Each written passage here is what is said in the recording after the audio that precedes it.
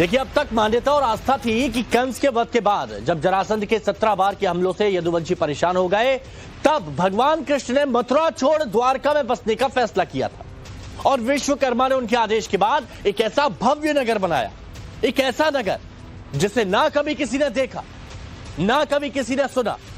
भगवत पुराण में इस दिव्य नगरी का जिक्र है और यह बात द्वापर युग की है, यानी महाभारत काल की।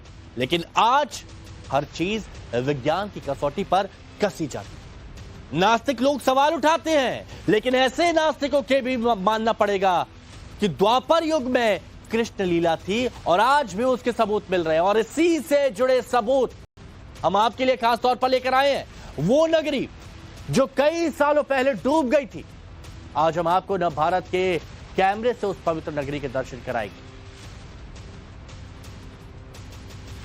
द्वारकाधीश की जो बात की जाती है, एक ऐसी नगरी जो लोगों के लिए एक अबूझ पहेली बनी हुई है, जिसका जिक्र जगह जगह किया गया है। द्वापर युग से जिसका संबंध जुड़ा है। द्वारकाधीश मंदिर के पास अब वो सर्वे भी हो रहा है और समंदर में प्राचीन द्वारका की खोज भी की जा रही है।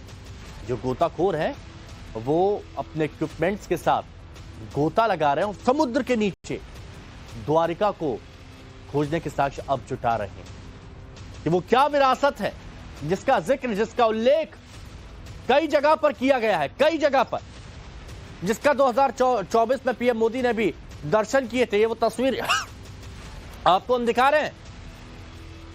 भगवान कृष्ण की नगरी जिसे कहा जाता है, द्वारकाधीश की नगरी जिसे कहा जाता है, वो द्वारका।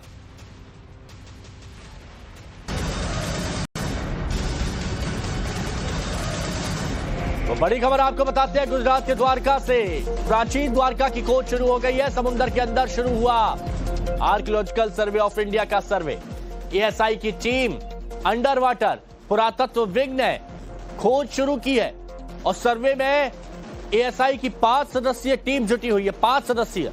पहली बार टीम में 3 महिलाएं शामिल है। आमतौर पर हम देखते हैं कि ज्यादातर पुरुष होते हैं, लेकिन ये जो आप देख रहे हैं, जो समुद्र के नीचे प्राचीन द्वारका की खोज कर रहे हैं, ये 5 सदस्यीय जो टीम है एएसआई की, इनमें से 3 महिलाएं शामिल हैं।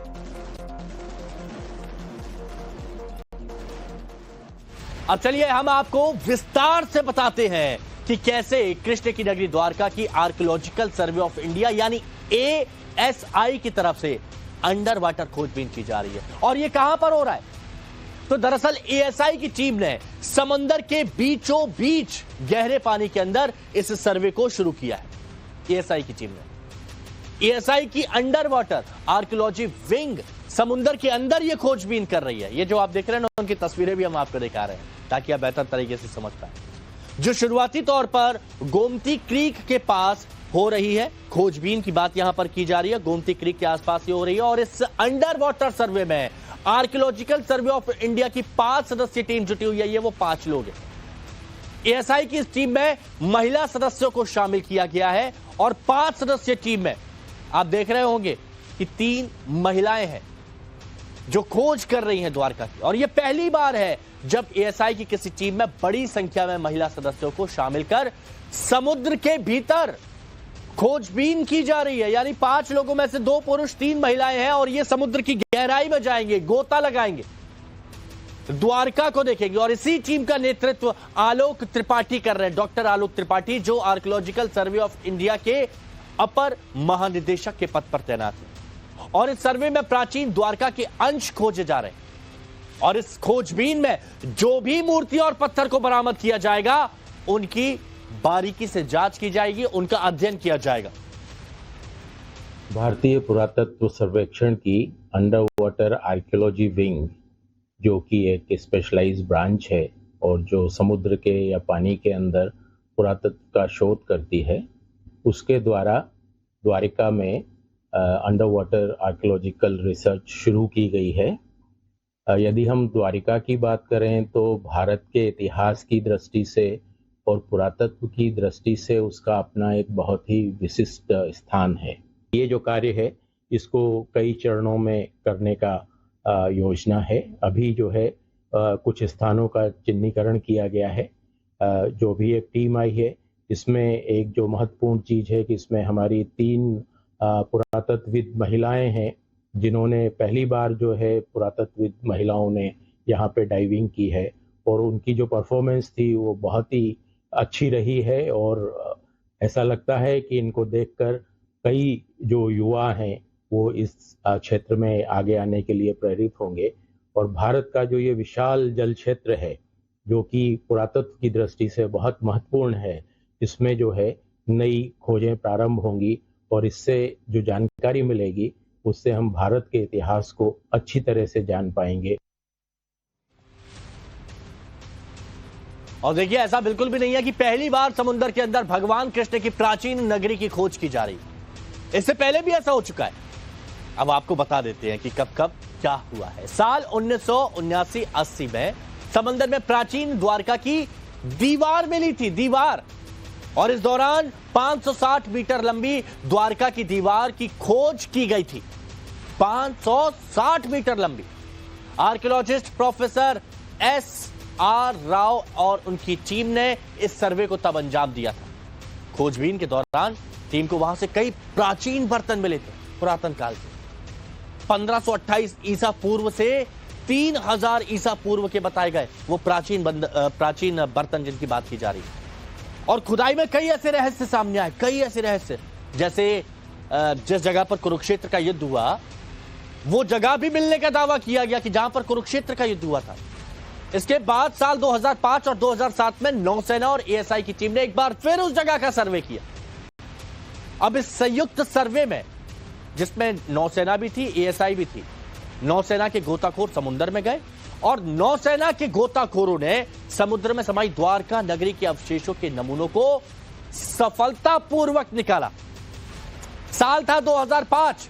साल 2005 में नौसेना के सहयोग से प्राचीन द्वारका नगरी से जुड़े अभियान के दौरान समुद्र की गहराई में कटे छटे पत्थर मिले। 2005 और 2007 के इस मिशन में करीब 200 नमूने जमा किए गए। 200। यह एक महत्वपूर्ण स्थान है कई दृष्टिकोणों से। तो यहाँ पे पहले भी अंडर वाटर आर्कियोलॉजी विंग ने सर्वेक्षण किया था और उत्खनन किया था द्वारकाधीश मंदिर के अंदर, समुद्र के किनारे और समुद्र के अंदर। और उस समय हमको समुद्र की तलहटी में प्राचीन भवनों के अवशेष मिले थे, लेकिन ये जो है एक बहुत बड़े क्षेत्र में फैले हुए हैं और उस समय जो काम हुआ था वो एक सीमित क्षेत्र में था। और इसकी तिथि के बारे में और भी कई ऐसे विषय हैं जिन पे अभी और काम होने की आवश्यकता है। इसके साथ ही बेट द्वारिका जो आइलैंड है उसके ऊपर भी प्राचीन लेट हड़प्पन पीरियड के कई यानी अवशेष हैं और सेटलमेंट्स हैं जिनका व्यापक अध्ययन की आवश्यकता है, जिससे इन दोनों स्थलों के बीच के संबंध को और इस पूरे क्षेत्र से उस समय प्राचीन काल में क्या गतिविधियां हो रही थीं, पर्टिकुलरली जो है लॉन्ग डिस्टेंस मैरीटाइम ट्रेड का प्रश्न है, यहाँ पे सेटलमेंट की बात है और इसका तिथिक्रम, इन सब विषयों पर अध्ययन करने की दृष्टि से इसको शुरू किया गया है। तो चलिए हम आपको बता दें कि जिस जगह पर आज आर्कियोलॉजिकल सर्वे ऑफ इंडिया की टीम सर्वे कर रही है, ठीक 1 साल पहले उसी जगह पर प्रधानमंत्री नरेंद्र मोदी गए थे और उन्होंने समुद्र की गहराई में जाकर भगवान श्री कृष्ण के प्राचीन शहर के दर्शन किए। पीएम ने तब एक वीडियो भी जारी किया था, वो आपको पहले वो वीडियो में एक बार दिखा देते, पहले वो वीडियो देखिए जरा।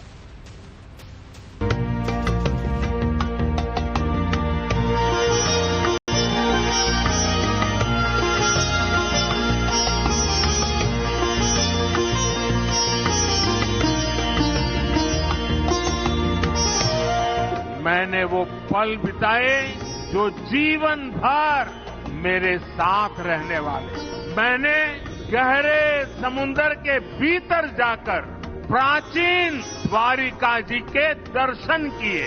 आज जब मैं गहरे समुद्र के भीतर द्वारिका जी के दर्शन कर रहा था, मैं पुरातन वही भव्यता, वही दिव्यता मनोमन अनुभव कर रहा था।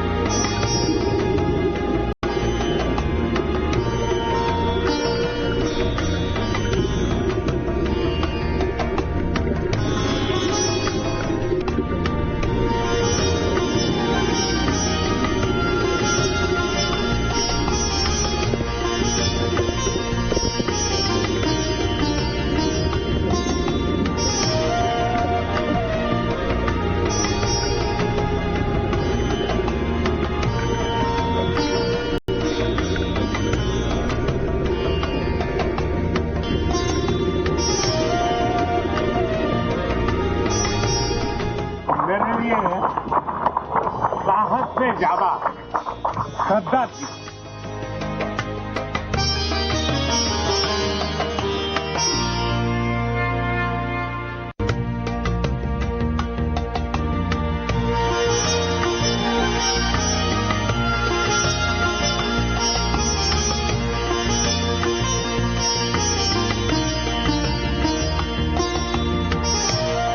मैंने वो पल बिताए जो जीवन भर मेरे साथ रहने वाले।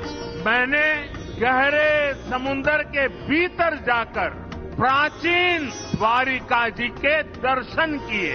आज जब मैं गहरे समुद्र के भीतर द्वारिका जी के दर्शन कर रहा था तो मैं पुरातन वही भव्यता, वही दिव्यता मनोमन अनुभव कर रहा था।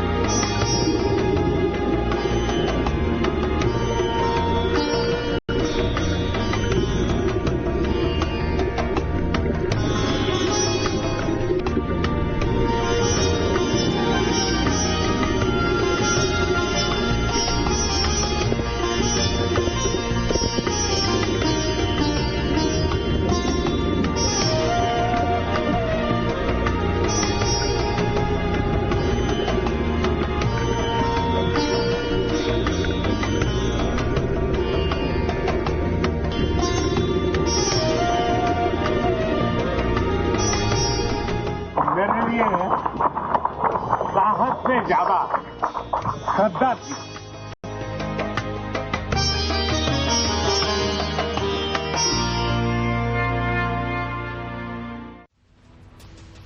अब देखिए इन तस्वीरों को देख के आपका भी मन कर रहा होगा कि आप भी जाएं और देख लें उस क्षण को, उस तस्वीरों को, लेकिन वो प्रधानमंत्री है।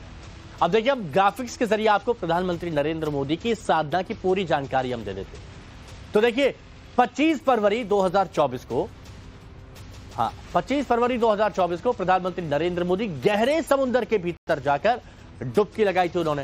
ये उसी वक्त की तस्वीरें हैं। गहरे समुद्र के भीतर जाकर आस्था की डुबकी कही जाती है, वो आस्था की डुबकी लगाई।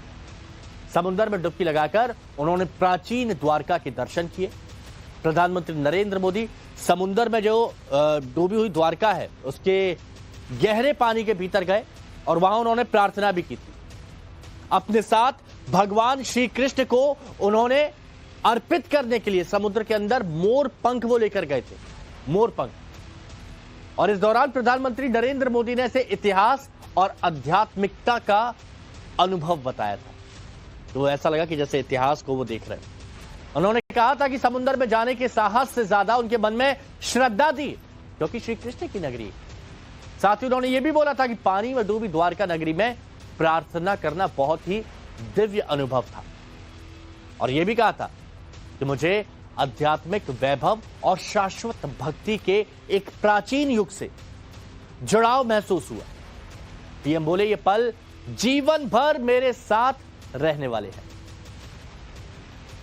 मैं द्वारिका गया, सारे जो आर्कियोलॉजी वालों ने उन्होंने खोज के निकाला है कि समुद्र के नीचे मूल द्वारिका है।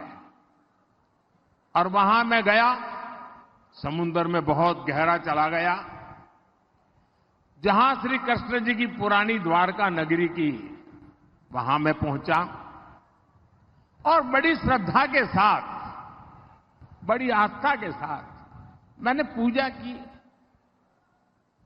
और मैं अपने साथ भगवान श्री कृष्ण को पसंद है जो मोर पंख, वो भी ले गया, वहां मैंने रखा।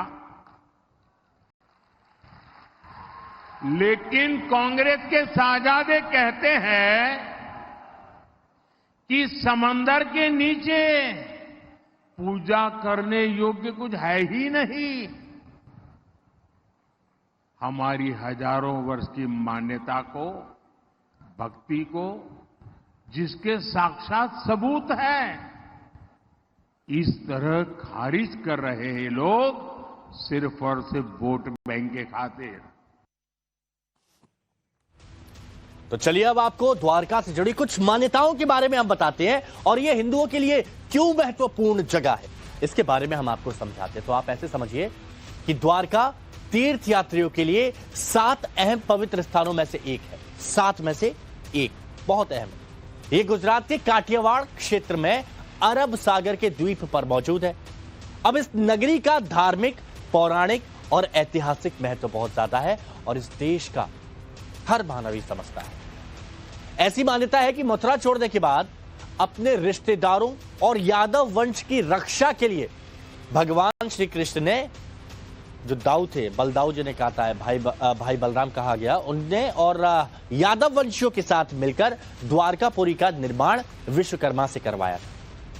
यदुवंश की समाप्ति और भगवान श्री कृष्ण की जीवन लीला पूर्ण होते ही द्वारका समुद्र में डूब गई, ऐसा माना जाता है। और इस क्षेत्र का प्राचीन नाम जो था वो था कुशस्थली। अब धार्मिक दृष्टि से द्वारका को सप्तपुरियों में गिना जाता है और इसीलिए 7 में से एक जो बताया था ना आपको सबसे पहला पॉइंट, इसीलिए मौजूदा वक्त में द्वारका गोमती द्वारका के नाम से जानी जाती है। और यहां 8वीं शताब्दी में सनातन धर्म की रक्षा और प्रसार के लिए आदि शंकराचार्य ने द्वारका पीठ की स्थापना की थी। आधुनिक खोजों में भी इस क्षेत्र में रेत और समुद्र के अंदर से प्राचीन द्वारका के अवशेष प्राप्त हुए। द्वारका की स्थिति और बनावट समुद्र के बीच द्वीप पर बने किले के समान है।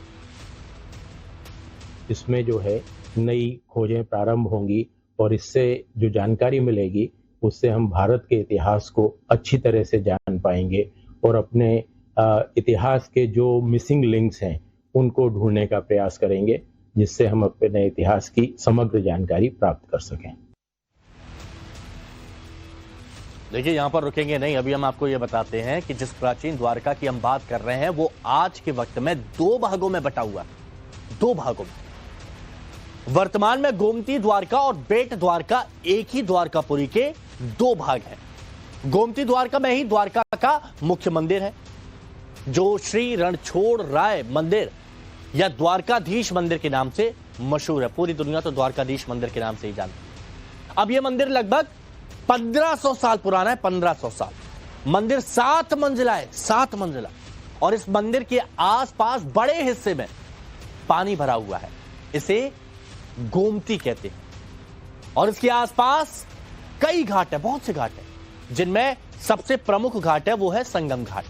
अब इस मंदिर में भगवान की काले रंग की 4 भुजाओं वाली मूर्ति है और इसके अलावा मंदिर के अलग अलग भागों में और भी अन्य देवी देवता हैं, उनके मंदिर बने हुए हैं, उनकी मूर्तियां स्थापित हैं। मंदिर के दक्षिण में आदि गुरु शंकराचार्य द्वारा स्थापित शारदा मठ भी है।